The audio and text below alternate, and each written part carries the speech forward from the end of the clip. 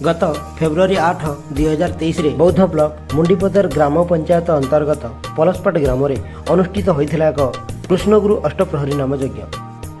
अनेक गुड़िए ग्राम अनेक गुड़िए कृष्णगुरु पार्टी आसी नुआ नुआ कृष्णगुरु पार्टी मानकर गीतवाद्य एवं लोक मानकर भिड़ जो से स्थानटी बहुत आकर्षणीय थिला। तेबे दर्शक बंधु यही नाम यज्ञटी किभली भाव में आरंभ करा कौ कौ माने यार मुख्य हर्ताकर्ता थिले एमिति अनेक गुड़ाए प्रश्नर उत्तर पाइबापी से ही नाम यज्ञर जड़े मुख्य व्यक्ति को चलतु टे पचारि बुझा। आज्ञा नमस्कार, मुई सनातन कंवर घर मोर पलसपाट। आज आमर गोटे अष्टप्रहरी नाम यज्ञ होचे जे केड़े बड़ भाग्यर कथा। कोरोना महामारी आसी जबारु आमे नाम यज्ञ किछि करि नै पारथिलु, सेति पय आज सुवर्ण सुयोग पाइजु।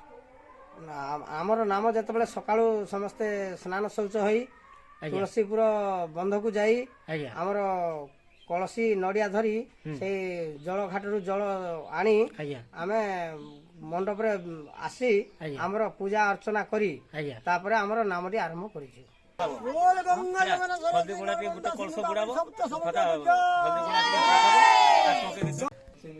तेबे आज्ञा आपनकर ए नाम यज्ञटा आगुरु तो होनथिला आपन कहउछंती ना, ताहले एमती हठात कोन भाबिले आ कले? आमे कोरोना महामारी टिके नाम कीर्तन किआडा करि पारिलु नै, सेति पय आमे कृष्णगुरु नाम रे जेहेतु आमे अछु सेति पय नाम भजन करबाली समस्त को कहि गिरी इडा उडा अनुष्ठान अष्टप्रहरी नाम यज्ञ करू। तारथवादी अरुणवादी आज्ञा बसंत होई आज्ञा आ जीवर्धन होई आज्ञा एमती अनेक लोक एमती ग्रामवासी को मिलित सहयोग रे होची।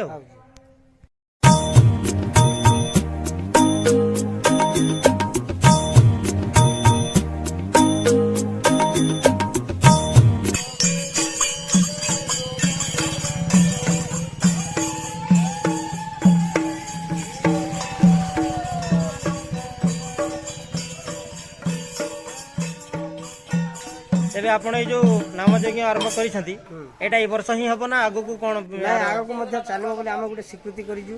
आज्ञा संसार रे कते दिन रे बंचिबा नाम भजन कृष्ण प्रेम रे हम समस्त जीवा बोले हम गुटे शर्त रखि। आज मते बहुत खुशी लागु, बहुत मु गर्व अनुभव करू जे आज अष्टप्रहरी नाम यज्ञ करबा करी प्रभु को आज मु साक्षात कृष्ण भगवान को भेट पाइला मते लागु जाय। अच्छा बहुत खुशी अछि। आज्ञा हां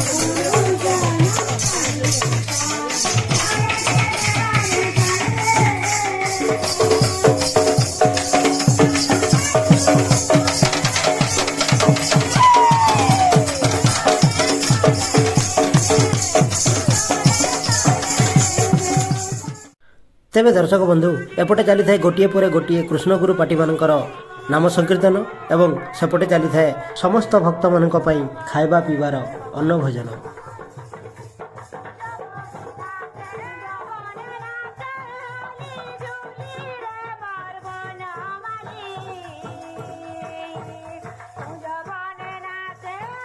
ତେବେ ଦର୍ଶକ ବନ୍ଧୁ ଇଏ ତ ଥିଲା ସେଦିନର ରାତିର କଥା, କିନ୍ତୁ ଏବେ ଚାଲନ୍ତୁ ଦେଖିବା ସେହି ଗ୍ରାମର ଗ୍ରାମବାସୀମାନେ ତା ପରଦିନ କିଭଳି ଭାବରେ ନାମଯଜ୍ଞଟିକୁ ଶେଷ କରିଥିଲେ।